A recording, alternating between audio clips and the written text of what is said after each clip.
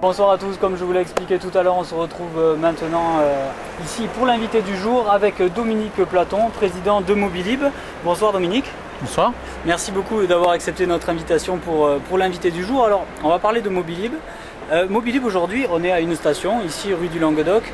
C'est combien de stations sur Toulouse? Alors sur Toulouse, pour le moment, on a démarré le 23 mars avec 6 stations et 11 voitures sur ces 6 stations et on progressera. Vous avez la carte, vous avez réservé la voiture. Est-ce que vous pouvez nous montrer comment ça marche? D'accord. La porte s'ouvre. Je monte dans la voiture. Je prends la clé qui est dans la boîte à gants. Donc la clé dans la boîte à gants. Hein, donc, la clé est dans la boîte à gants, mais il faut quand même la carte à puce pour démarrer la voiture. Je démarre la voiture et nous partons. D'accord, donc vous avez démarré la voiture, vous avez baissé la vitre comme ça, notre caméraman peut nous filmer. On va rester dans la voiture parce qu'il fait un peu frais dehors. Et puis on va un petit peu discuter de ces voitures. Déjà, c'est le même modèle partout? Oui, pour le moment, on a choisi 11 Clio Campus parce que on a trouvé que c'était des modèles qui étaient bien peu polluants. Ce ne sont pas des voitures électriques, tout le monde nous le demande, alors je désamorce tout de suite parce qu'une voiture de Mobilib doit pouvoir aller à Tarbes et revenir. C'est la voiture que quelqu'un prend quand il a voulu se débarrasser de la voiture, mais il faut avec qu'il puisse tout faire. Donc ce ne sont pas des voitures électriques, mais elles consomment 115 grammes de CO2 par kilomètre, ce qui est le plus faible qu'on a trouvé.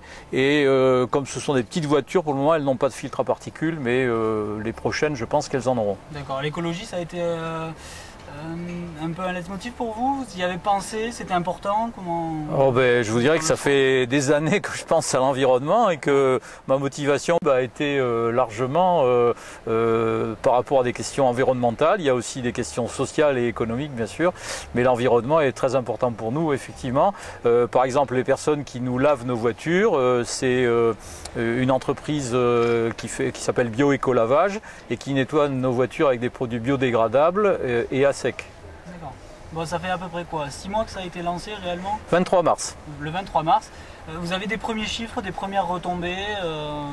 Écoutez, actuellement, on a démarré donc avec un peu plus de 60 sociétaires qui ne sont pas forcément tous utilisateurs, mais aujourd'hui nous avons 145 utilisateurs. On en a plusieurs par jour qui s'inscrivent très régulièrement. Et donc on est dans une bonne progression. Les voitures roulent bien, pas tout à fait encore assez bien sûr parce qu'il faut que le service se lance, mais le service a vraiment un intérêt pour le public.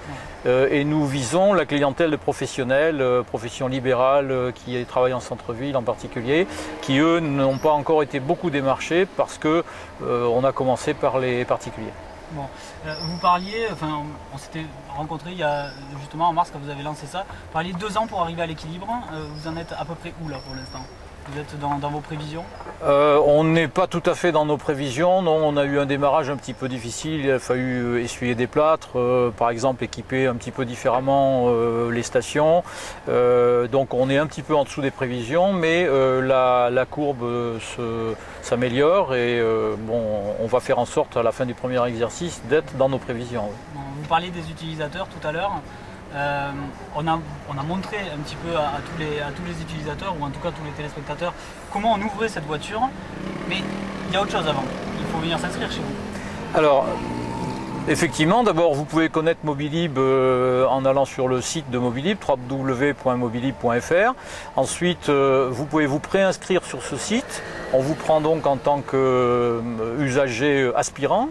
Il faut venir chez nous parce qu'on voudrait voir votre permis de conduire, il faut qu'on en fasse une photocopie, il faut qu'on ait un justificatif de domicile et puis un petit chèque de caution. Il y a plusieurs vitesses pour la caution, vous pourrez racheter une partie de la caution si elle vous paraît trop cher.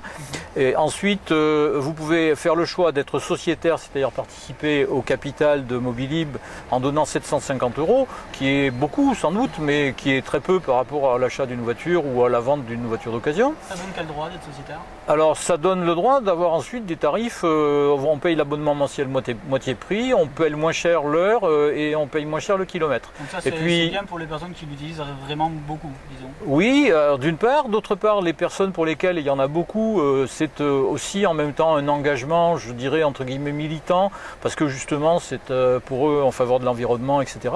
Et donc ça leur donne aussi le droit d'être en assemblée générale et de participer aux décisions de Mobilib et d'influer sur notre trajectoire. Alors voilà. on parlait de capital de Mobilib, il est constitué de qui réellement? Alors le capital de Mobilib, il est constitué de nos sociétaires qui sont des particuliers, qui sont quelques entreprises. Nous avons la CAF qui est rentrée dans notre capital, mais nous avons Tisséo qui est rentré dans notre capital parce que Tisséo a tout de suite vu son intérêt, puisque un des buts de Mobilib, c'est quand on s'est débarrassé de sa voiture, on a tout le loisir d'emprunter les transports en commun. Et emprunter les transports en commun, c'est bon pour la ville parce que ça fait moins de voitures, ça fait moins de pollution, etc. Donc Tisséo a mis 13 500 € de capital chez nous, soit 18 parts.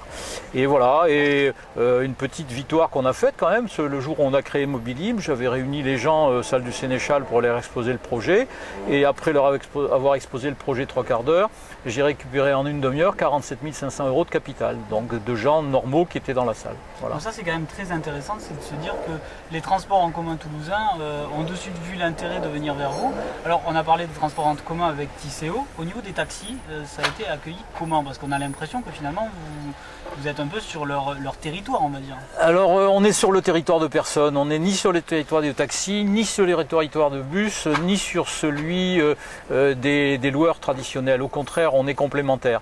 Les taxis, je les ai vus deux fois. Une fois dans une réunion que nous avons eue pendant les assises de la mobilité, où un chauffeur de taxi a dit mais bon, déjà qu'on n'y arrive pas, si en plus les particuliers se mettent à faire des choses qui nous enlèvent le pain de la bouche. Bon. Et je lui ai expliqué que, au contraire, nos clients, entre guillemets, aux coopérateurs, usagers, sont des gens qui, a priori, ont une voiture, pour la plupart, disons pour 80%, ils avaient une voiture, ils s'en débarrassent, que quand on a une voiture, on ne prend pas le taxi, alors que quand on n'a plus de voiture, on prend, au moment où on a un déplacement à faire, le moyen le plus approprié pour faire ce déplacement. Et un taxi, exemple d'aller dans un endroit d'où on ne veut pas revenir, je ne dis pas le cimetière, mais bon, un endroit où on va et puis on va y rester ou on en partira autrement, etc. Et ensuite j'ai eu les présidents de 2 fédérations de taxis sur Toulouse à qui j'ai proposé des réunions, mais ça n'a pas pu se faire pour des questions de calendrier, mais on se verra un de ces jours, et qui m'ont dit au téléphone être tout à fait favorable à notre système. Donc il n'y a aucun problème de ce côté-là. Vous avez des chiffres aujourd'hui de ce qu'on gagne si on utilise Mobilib? Ce qu'on peut gagner par rapport à si on garde sa voiture? Alors les chiffres, ils sont variables selon les gens. Le monsieur qu'on voyait tout à l'heure ensemble dans la rue là nous disait qu'il avait une voiture qui était amortie, etc. Mais bon, une voiture amortie, ça coûte de l'entretien, ça coûte plein de choses. Bon, donc le coût de la voiture ne se résume pas au prix de l'essence qu'on met dedans, bien entendu. Mais en gros, on peut dire que pour une voiture normale, moyenne, dans des tranches d'âge raisonnables, ça fait gagner à peu près 2 000 € par an sur l'utilisation d'une voiture moyenne. L'ADEME dit qu'une voiture revient à 5 000 € par an et nous, on fait gagner à peu près 2 000 € sur ces 5 000 € là. Dernière petite question. On a vu que pour les jeunes, alors vous avez des avantages pour les jeunes, là j'ai vu ça sur votre site, vous avez mis en place quelques petits avantages. Tisséo fait pareil, avec 10 € pour les jeunes. Aujourd'hui, comment vous voyez justement le fait que Tisséo, que le réseau de transport en commun se développe et a en tout cas de plus en plus d'usagers? Vous, qu'est-ce que ça vous... Voilà, de quel œil vous le voyez tout ça? Ah ben on voit ça d'un très bon œil parce que moi quand je vois quelqu'un sur un vélo, que je suis arrêté à côté de lui au feu, j'ai envie de lui donner un prospectus de Mobilibre, j'en ai pas toujours sur la main, mais nos clients ce sont les gens qui se sont débarrassés de leur voiture, donc ce sont les usagers des transports en commun, ce sont les cyclistes, voilà, donc on va vers une nouvelle forme de mobilité. On a semé des graines où on a labouré le terrain, on va dire comme on veut, pour essayer d'anticiper sur cette difficulté à se mouvoir en ville, parce que la ville est de plus en plus asphyxiée, de plus en plus encombrée, etc.